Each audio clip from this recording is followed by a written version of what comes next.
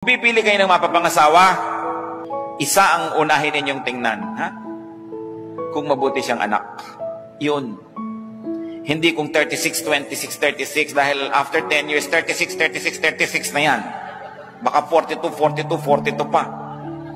Napakadaling mawala ng ganda.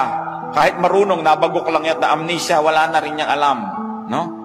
Pero ang pinangakuan ng Diyos, yung mabuti sa magulang, yun ang pinangakuan niya ng pagpapala. Gusto niya na magiging matahimik na buhay, magiging magandang ama o ina ng inyong magiging anak, tingnan niyo muna kung mabuting anak.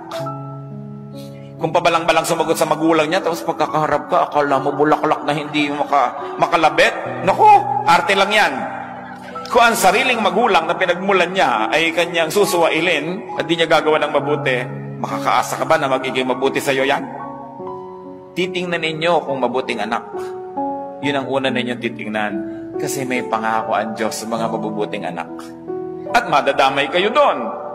Kung siya hindi mabuti, damay kayo. Kung siya mabuti, kasali rin kayo sa pagpapala.